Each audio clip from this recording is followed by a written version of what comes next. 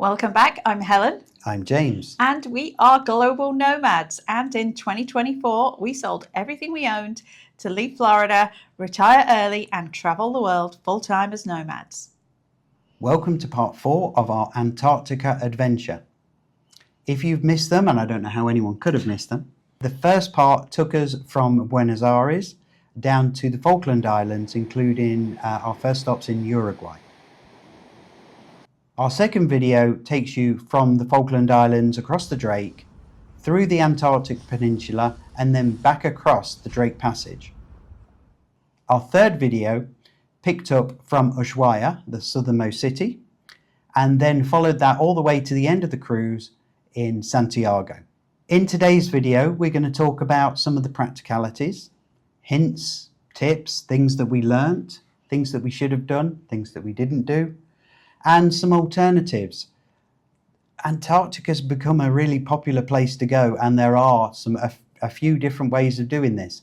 So please stay tuned, and we're going to give you our thoughts on how this cruise went and whether we would be going back again. Spoiler alert, we will be. I don't know when, but we will be. So here's our guide on what you need to consider before you book your Antarctic cruise. So firstly, should you book one? 100% yes. It's a once in a lifetime experience. It is so heavily regulated that the number of ships you actually see when you're in there is absolutely minuscule. Yeah, there are some very strict regulations that any ship that goes into Antarctica has to follow to minimise impact on the environment and the wildlife there. So I know that some people may have concerns about the environmental impact. Honestly, I felt like it was so heavily regulated. I mean, we were reminded constantly not to have anything fall overboard, tissues, gloves, and hats, because obviously it's windy. Any of those things that you could lose easily, we were reminded about constantly. I know if you go on an expedition and actually do make landfall, nothing can touch the ground. The only thing that can touch the ground is your feet, which have to go through a disinfectant. You literally cannot put anything on the ground. So it's very, very heavily regulated. I don't want to say everyone should do it. Because I'm coming back and you're coming back, and I don't want to see everyone there. Yeah. It'd be impossible. About 100,000 people come here a year. And less than 1% of the world's population will ever get to see it. The Antarctic is governed by a treaty of 57 nations, which means that it can be researched on, but no one can lay claim to the land, and all of the research has to be shared, which means the Russian base can go and visit the American base or the UK base or any other base and actually inspect what they're doing. It's a very open policy, and all cruise ships have to sign up to the tourist part of this policy, and they have to follow the rules as stated in that. And therefore, we had 4 days booked in the Antarctic. That's the only time we could be there, and we could be the only boat in certain places at certain times, so that you don't stress the environment or stress any animals. In Elephant Island, for example, where we were, there was just us. There are no other ships. You might pass one or two that are in the vicinity, but this cruise, Holland America, only does 3 of these cruises a year between December and February. That's it. In terms of where you'll visit, so basically we went to pretty much the exact same place as the expedition ships did. We didn't get as close maybe, and we didn't make landfall, so we're not allowed to walk on there. Part of those restrictions are that no ship that has over 500 passengers is allowed to make landfall. Clearly we have like 2,000, so we're not allowed to make landfall. But basically I look at Cruise Mapper, which will show you what ships are in what area, and I look at the routes of where other ships are, and basically we went to nearly all the same places as the expedition ships. We were really impressed with how close we got to a lot of the glaciers, the islands, the wildlife. Everything was very easily viewable. I think we were both concerned. We felt like we would feel like we've missed out by not doing an expedition. Yeah, and we did consider booking an expedition. But honestly, I don't feel like I missed out. Of course, I would have liked to have walked on land, but I don't feel like we missed out on anything. And we didn't have to cross the Drake in a much smaller ship. Of course, one of the other big benefits to going on a cruise ship like Holland America, I think there's only Holland and Princess are the only two major cruise lines that do this route, is cost. This is not a cheap cruise by any stretch of the imagination. But if you are prepared to go in an inside cabin, then it's a lot more cost effective, obviously. But it is a 22-night cruise. So it's a long cruise. It's a lot of time to dedicate to it. But it's about half the cost or less of an expedition cruise. So that's a big consideration. Again, if you get seasick, big consideration that you're in a much bigger ship to cross the Drake. I'm sure everyone's seen the videos of the waves crashing over balconies and stuff on the small ship, and definitely it was something to be concerned about. Expedition cruises are typically much shorter too, unless you're going to do like I have seen an equivalent 23-night routing on an expedition ship, and it will be at least double the cost to be on a small ship as opposed to a big one. So how much did this one cost? Now we are in a signature suite, and the cost was approximately, for both of us, about $17,000. That included basic internet, drinks package, tips, $300 onboard credit for the excursions per person. And it also included 3 nights in specialty dining as well. So they do what they call a have it all package. So absolutely is not a cheap trip to do. Yes, it can absolutely be done a lot less if you can get a last minute deal. We were here over Christmas and New Year. This one was sold out a long time ago. Captain did tell us that this is probably the best time to come because it never gets dark. In Antarctica, we had literally 24 hours of daylight. The next 2 cruises after this won't have that. Arguably, is that a pro or a con? I don't know. Captain said it was a pro, and the captain knows what he's talking about. He's done this itinerary for 3 years. So the other 2 dates after this are a little bit less expensive as well. Of course, you could go in an inside cabin, a smaller cabin. We wanted to have a little bit extra space, and we wanted a balcony. Do this. And yeah, obviously we wanted a balcony. So we've talked a bit already about starboard or port side. Buenos Aires to Santiago, 100% go starboard. A lot of the things you see will be on the starboard side. And conversely, if you are doing the Santiago to Buenos Aires, be on the port side or the left side. But honestly, the bows are always open at the best viewing points. You know, there's a lot of open area on deck 3. You won't be short of anywhere to go outside to see everything. If mobility is a concern for you, then a big ship is also a really good option. When we booked this a couple of years ago, I was very concerned about if we had done an expedition, I wouldn't be able to make it on and off the Zodiacs, the small boats that you do go onto land, and that I'd feel like I missed out if I couldn't do it. Of course, big ships are very well equipped for people in wheelchairs or with walking sticks or that have less mobility. So if you do want to go and see Antarctica and you wouldn't be able to manage physically an expedition, this is an absolutely fantastic option for sure. Also, pretty much all the gangways have been lower. I don't know why or how, but they seem to have a lower gangway, and even getting on and off the tenders a lot of the time, not every time, you didn't have to go up and down extra steps either. A lot of the time it was level with the ship. So again, limited mobility, this is the way to go. In terms of the position or the choice of cabin, Helen's already talked about starboard when you leave Buenos Aires is the best side to go. We have done this cruise before, and on that cruise we chose an aft cabin. Why did we choose an aft cabin? It was our very early days of cruising. I think we hadn't done that many cruises then, and we didn't know better. So basically, to feel the movement less, you want to be on a lower deck and in the middle of the ship. So we are on deck 6. Yeah, think about how the ship moves. The bow, you will obviously feel a lot more movement, which was the one time you felt ill. We were watching a show, and the lounge is right in the forward of the ship, or the aft. And again, the restaurant's in the aft, and when we go to dinner, we're like, oh, you can feel a lot more here. So if you can, if the movement bothers you, then midship, lower down is the way to go. On this particular ship, we're on deck 6.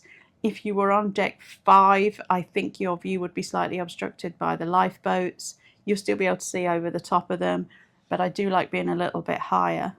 In terms of wildlife viewing, we couldn't get as close to the wildlife, obviously, as the Zodiac's will on an expedition ship.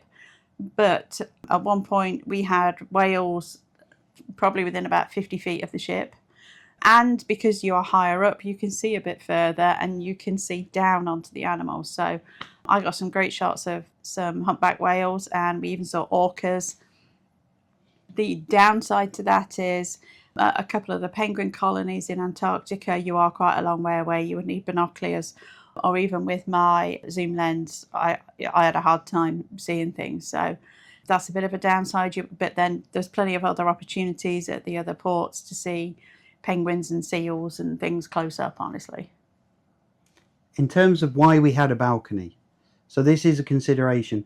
You spend so much time actually viewing wildlife or viewing icebergs, glaciers, or whatever else is. Sometimes you could be on the front, on the bow of the ship from 7 a.m. to 8 p.m. And with the temperatures that we have down here, that's just not practical. Nobody stays there for the whole day.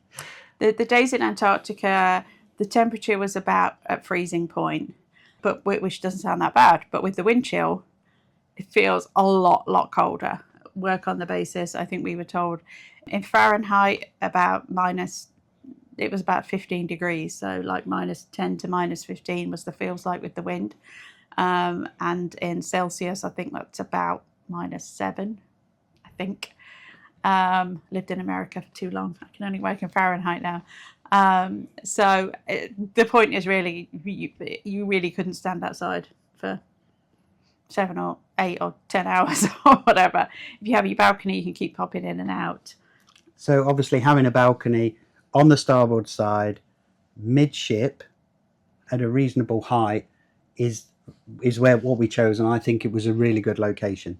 Some other considerations are, if you're at the forward part of the ship, on this particular cruise, on deck 4, 5, 6 and 7, they will open up the doors to allow people to go and view from all 4 decks, which makes the corridors absolutely freezing.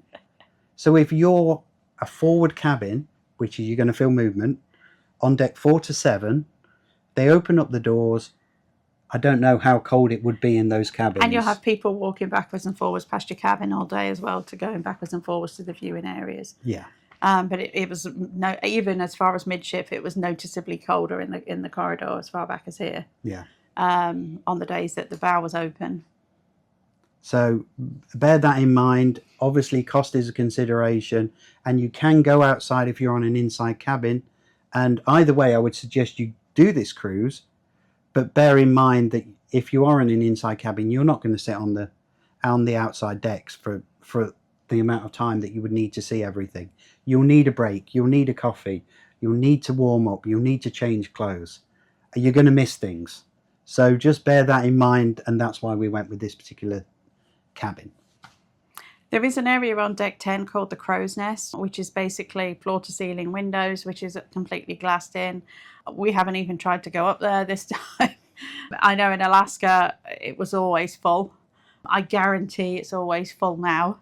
They did also have some charts up there as well, and information on Antarctica about the wildlife and charted areas and the route and stuff. Yeah, so if you wanted to see that it's useful to go up there. But I know they announced again a few times to not hog chairs and stuff up there. So, we had our balcony though, So there's a few other ways you can do this. There's 4 different ways really you can do this. You can either do what we're doing with Princess or Holland America, which is between December and February. You can also do an expedition ship. So an expedition ship is less than 500 people, and it would generally go from somewhere like Ushuaia over to Elephant Island and then explore the Antarctic Peninsula in the same way we did, and then go back to Ushuaia. A lot smaller ship, crossing the Drake Passage in the same way as we did. We saw a few of them. Would that be your choice? Honestly, if I had the budget to do it how I'd want to do it, which would be on a luxury ship in a nice big suite, which would be a lot of money. If I had the budget, yes, I probably would have done that. Would I have seen anything different? Honestly, the only thing I think you see different is you get closer to the wildlife, and you'll obviously get to set foot. If you're not bothered about setting foot and you just want to see it, I don't feel like we missed out. I feel like I can honestly say I've been to the Antarctic, and that was a concern of mine. I went there. I saw some amazing things, and there's no question about it. I went to the Antarctic. The other way you can do it is to actually fly across the Drake. So you take out the worst part of the actual cruise. So you would fly from Ushuaia over to King George Island, pick up your cruise ship with someone like Silversea, and then you would do practically the same itinerary that we would do, and then go back to King George Island and fly back. So you've obviously got a flight over from Ushuaia to the Antarctic, and guess what? That costs more money. It's a lot more money as well, yeah. And there is a fourth option. Would you like to tell them about the fourth option? Well, there's actually several gateways into Antarctica, not just from South America. So one of those other options, I'm a bit of an aviation nerd. If you've watched our other videos, you'll know that, is there's an option to fly a wide body jet. So a big old plane from Cape Town and land on a nice runway. And you would actually land in a completely different part of Antarctica as well to where we've just been, which I would love to do. Again, it's a lot of money, a lot of money. And then they take you land, and then they take you in like a big old sort of Jeep to a mountain, and then you fly back, basically. You did look into it. I looked into it, so they're going to give you two costs. They do several products. The first cost is to fly there, go in a big old Jeep, go around, and then come back the same day. Roughly $16,500 each per person. Or the alternative, which we would like to do, emphasis on like, I'd love to do this, is to fly over and then spend about 7 or 8 days actually living on the Antarctic, to actually go to the South Pole and stay in these glass igloos. The cost comes in at... Now there's a waiting list, so I couldn't even book this next year if I wanted to. $115,000 per person. How cool would that be, though? I would love to do it. We need a few more YouTube subscribers before we get So I guess that's the dream, but as with all of these things... But White Desert, if you're watching and you want to sponsor us to do that, that would be amazing. You never know. If you don't ask, you don't get. But if you are interested and you have $250,000 to do that, White Desert is the company that do it. Or if you want to adopt a couple of British people who would like to do it, then we're here. So, a few practicalities for you if you are coming to Antarctica, or anywhere cold for that matter, but particularly Antarctica. If you're into photography, I have a DSLR camera that I use, or pretty much any camera that you're going to use. The cold will kill your batteries. I'd always heard this, but I've never been anywhere cold enough to experience it. Even in Alaska, it wasn't an issue. I was out on the bow for about 2 hours, and that killed one of my batteries. I needed to change it and put the freshly charged ones in. So I managed with just 2 batteries just fine. I just kept flipping them. But it will kill your camera batteries quicker. If you do carry the spare with you, try and keep it next to your body and in a pocket or something to keep it as warm as possible. But the cold will definitely drain your batteries quickly.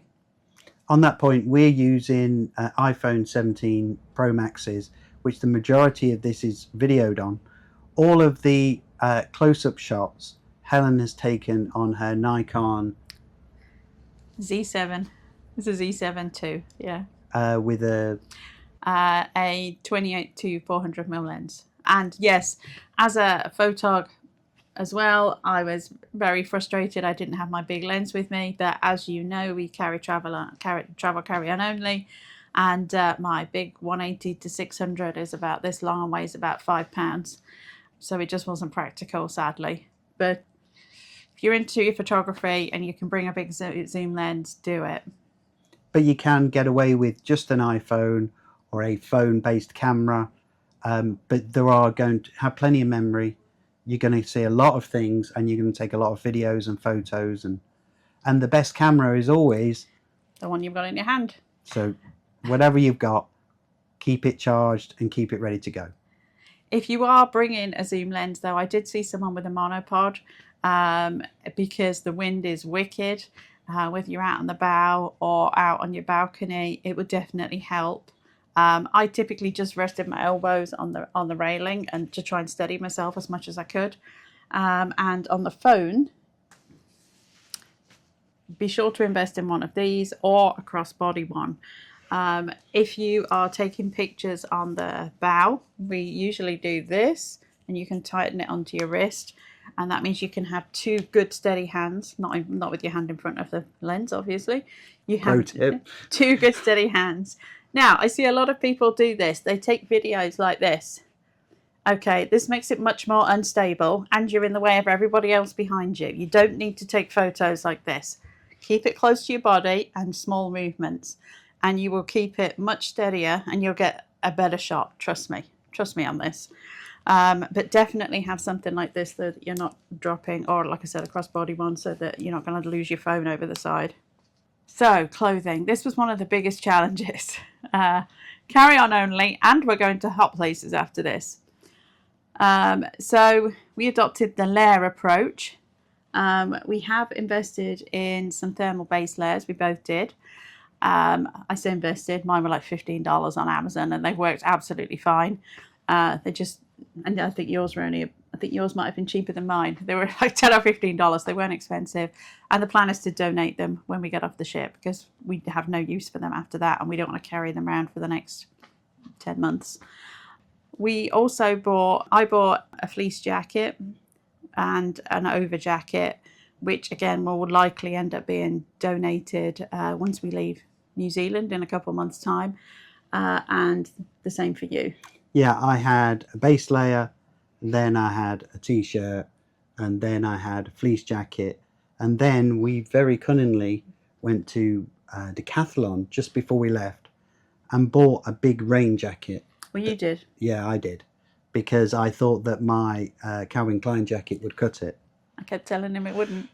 And it wouldn't. You need a hood, you need a hat, you need a gaiter, you need gloves, or if you're in Helen, you need two pairs of gloves. I had 2 pairs of gloves on. You need big, thick socks, and you need good, steady shoes. A lot of this stuff you're not going to use in everyday life unless you live in Alaska. Again, though, I got some sketches I used in Alaska, and I will end up donating them probably out to New Zealand.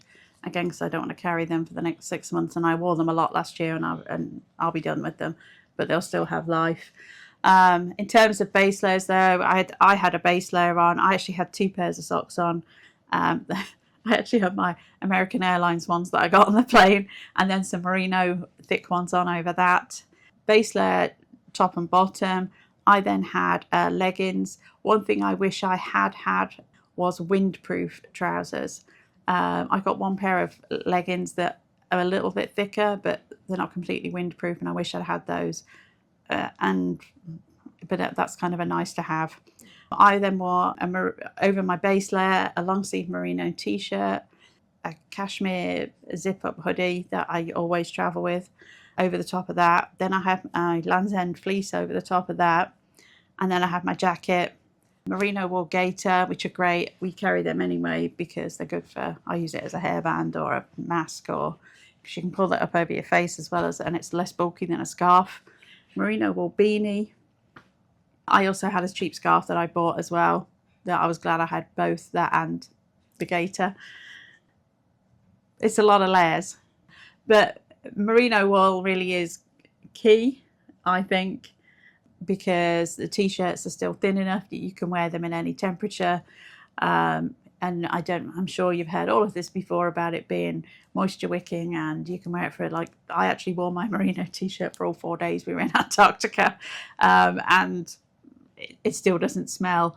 And no, we are not sponsored by that well-known merino wool brand that everybody else seems to be sponsored by, and actually don't buy from them.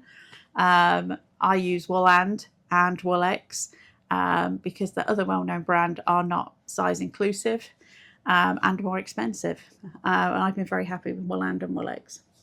And I have, because Helen buys all the clothes.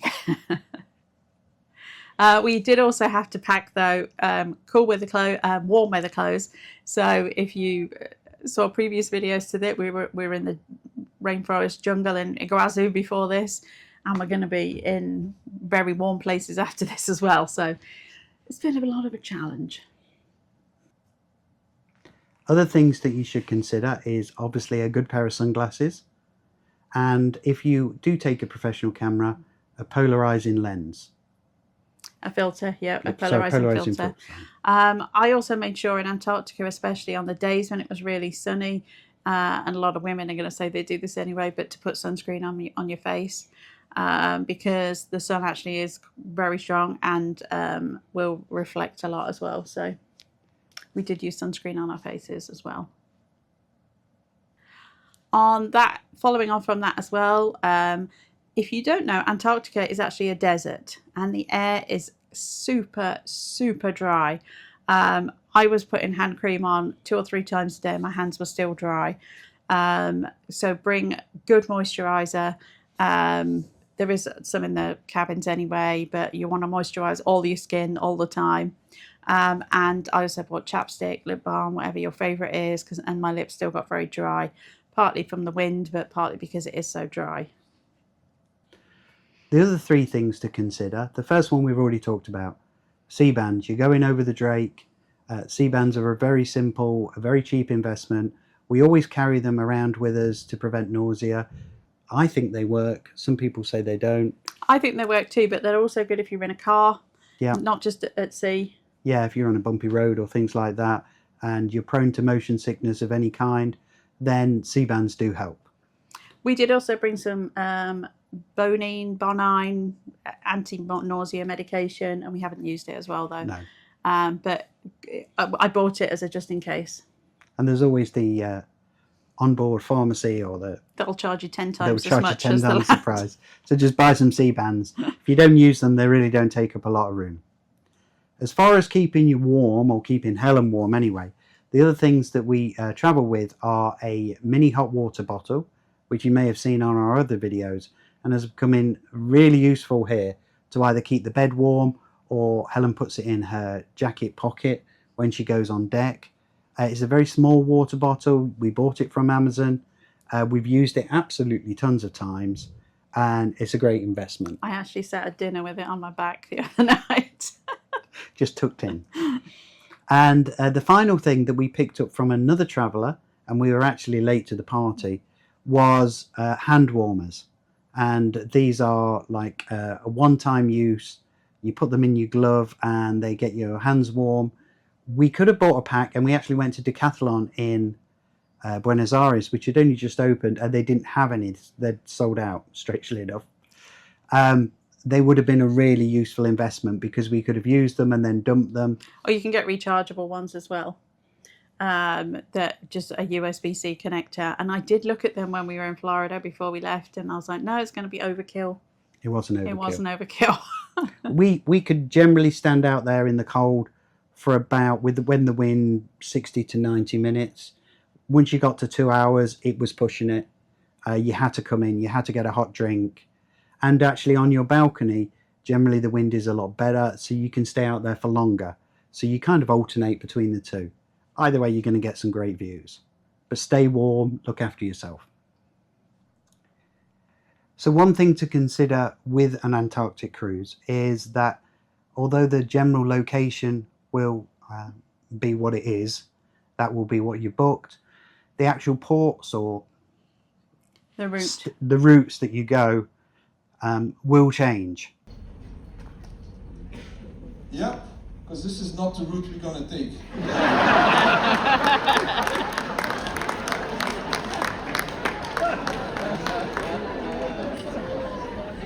This was our plan. For the last month, this was our plan, and this morning at 11 o'clock, just before I did the Mariners reception, we decided to abandon Hope Bay. Abandon Hope. Abandon Hope.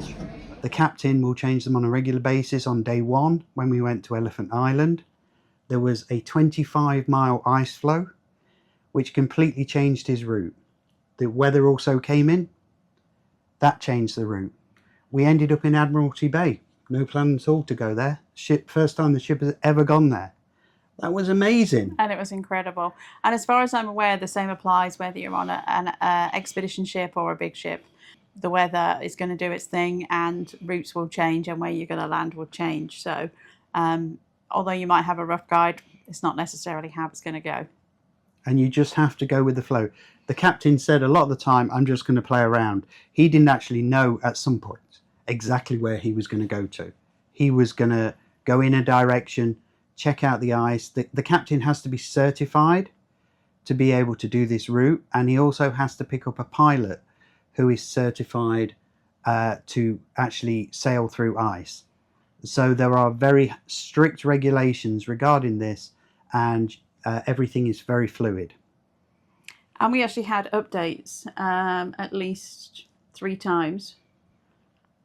And I think today we actually should be scenic cruising, and there is no scenic. It's very cloudy and overcast out there today.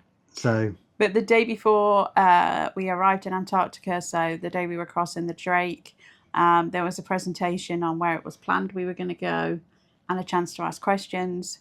And then on day 3 in Antarctica, we had another presentation on where we should be going, and that changed.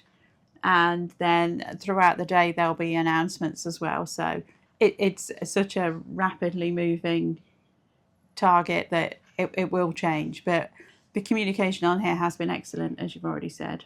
And some people have said they've done this cruise before with other ships and other captains, and they've never had the level of communication. So hats off to Captain Kevin and his crew.